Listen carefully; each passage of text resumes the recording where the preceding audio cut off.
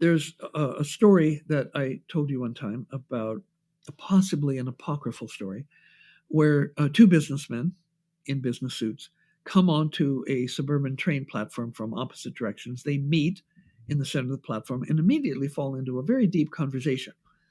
Meaningful, intriguing, train's late.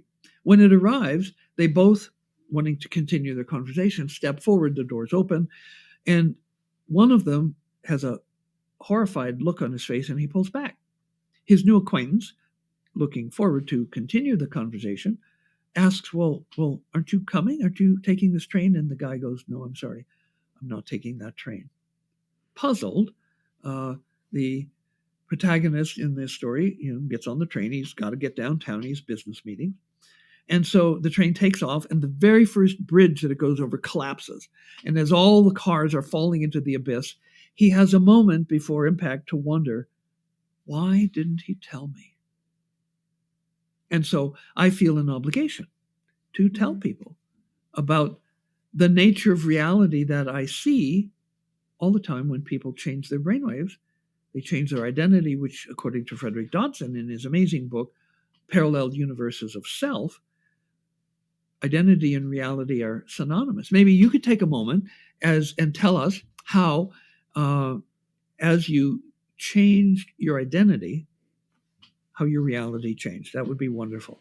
Can you take the mic there? So for me, I didn't really know what I was signing up for with Alpha One. I thought it was going to be a lot more corporate and like this will just help me more with my business. And that's all I kind of was expecting. And Eric knew full well what we were getting into, but he knew that would kind of lure me in. So we get there and I'm immediately hit with forgiveness work. And I'm like, what is this? I'm not forgiving these people. He doesn't know what they've done to me. So it brought to surface a lot of anger that had been, just dwelling inside me my entire adult life. And I realized I was attached to that anger. Like that was my identity. I was righteous and I anger. would try to, yes. And exactly. You kind of defend it, right? There's a reason for this and it's good. It's my right to be angry. And I don't have to change. They have to change. And I was the person that had a rough childhood. I was the person that had a pretty intense mom. I identified as those things. And when you start doing the forgiveness work, you realize you can, like you said, transcend. You can transcend those negative emotions and you can kind of re-script your past. And it's not changing it, but it's just seeing it from a different view, like a different vantage point that is beneficial. And I would say the biggest change, I was very much one of those people that life was happening to me. There would be something bad and I'd be like, of course this kind of happened. Right. And you see that a lot today too, right? And people are capitalizing on this victim mentality and trying to get people in that loop because then you can control that person. They're very, very malleable when you're like that. So I broke that identity and became the person that, the universe was happening for me. No longer things were happening to me. I was kind of in control of my destiny. My health got better. I was told I couldn't have kids from multiple doctors. And, shortly after Alpha One, a lot of other things implemented. Like I started my spiritual journey and I started meditating and I was a different person and I got pregnant. And my doctor was like, I don't know how this happened. You were not supposed to be. It was impossible according to medical doctors. Yes. It was impossible according to medicine. And we weren't even trying and it happened. And it's the best thing that's happened. It's improved my marriage by a long shot. I don't think that we would have had this level of communication and bonding because we did Alpha One together and you go through all of your dirty laundry together on a fundamental level. So yeah, my identity changed a lot. It's no longer being powerless, I think, is also a Mhm. part of what I've learned through Alpha One. It's, if something happens, you can make the best out of it, and you can choose to be, I always say, choose to be like the hero or the victim of your story. And I think that Mhm. through your process, you teach people how to be the hero of their story. Yes. And that's just with Alpha One, you know? Yeah, right. Hmm. Yeah, so I'm still waiting for Alpha 2 to kind of integrate because that was super Yeah, recent. It was only a couple weeks ago. And I yeah. feel like with your training, it's one of those things that takes months. And I mean, you don't even see the full effects, I don't think, until even years later because there's such a ripple effect.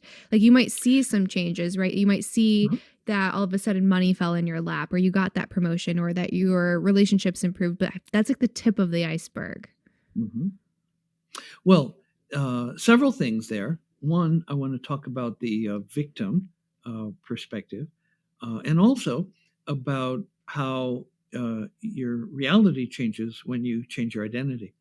Uh, for a number of years, I was working with a philanthropist in Canada who dedicated $6 million to scholarships. He sent people from his company, brilliant man. He, with one partner, grew his company from zero to $2 billion in just 2 years. Very astute Wow. businessman. And when he sent people from his company to the training, he saw how much improved they were when they came back. And he announced to my entire science advisory board at our first meeting that he considered the ROI, return on investment, of a biocybernetic training to be 100. So if he sent people for $20,000 to the training, he got back an employee that he valued at $2 million more, an ROI of Hmm. 100. And so, as the Aboriginals came through, there were many of them who were profoundly disturbed. The racism in Canada was intense. Aboriginal cultures were destroyed, uh, in large part through what were called the residential schools. Children were ripped away from their parents or grandparents and sent 12 months a year to these schools to be brainwashed. They had signs in the schools: kill the Indian to save the man. Now, what they meant was kill the Indian culture to save the person for white culture. But in fact, Georgina Lightning, a trainee who is a filmmaker, did an amazing film I recommend. It's called Older Than America, in which she documented that 50% of all the Aboriginal children sent to the residential schools died there. There were mass graves found around the schools. And so, tremendous victimization of the Aboriginal peoples by the dominant English and French cultures. And so, at one point, a member of my science advisory board, who was a full professor at the First Nations University, uh, was doing the training. And around day 5, um, she broke into tears in the interview. And I said, "Well, what just happened?" She said, "Oh my God, I realize I'm not a victim. All of my courses in the university are teaching the Aboriginal students how they have been victimized. I'm going to have to throw out my entire syllabus and design a whole new set of courses because I've been teaching these people, these students, that they're victims, and we're not." So Hmm. the changes can be profound and then have ripple effects. These people go back to their lives, their universities, and they're different. Now, at one point, the scholarship sponsor, who had ear to ground in the reservations, the reserves in the Aboriginal community, he said he was getting evidence that people who just interacted with the people who had done the biocybernetic training were showing improvements. And he asked me to design a study to see if that was the case. So I designed. I said, "Well, we haven't been collecting any data on that." And so he asked me to design a study, and I designed a 2-year study. And typical of this is how he grew his company from zero to $2 billion in 2 years. He said, "I want the answers by May," and this was, I don't know, like February. And so I go, "Oh, how am I going to do this?" So I went back drawing board. I went into the chamber to download the answer. And so what I designed was a program, a survey with many hundreds of questions, and gave the survey, which could be done online, to the people. But with their permission, I also administered the survey to their family members, to their friendship networks and those who had jobs, to their coworkers. And to our utter astonishment, we found that there were measurable benefits occurring to people who never did the training. They only interacted as a family member, a friend, or a coworker with somebody who had done the training. So you know the word contagious, how things can spread, but it has a negative connotation. So I coined the word protagious instead of contagious. And so we actually have documented evidence that the multiple benefits of the biocybernaut training are protagious. And I actually published this paper in a British online journal called EC, Psychology and Psychiatry, where we had anthropologists, psychologists, psychiatrists, ethnologists look at the data, and they concluded it was obvious that there were benefits showing up to people who only interacted with people who did the training, because high consciousness gets on people in the same way that it's wise to avoid people with a low vibration, negative energy.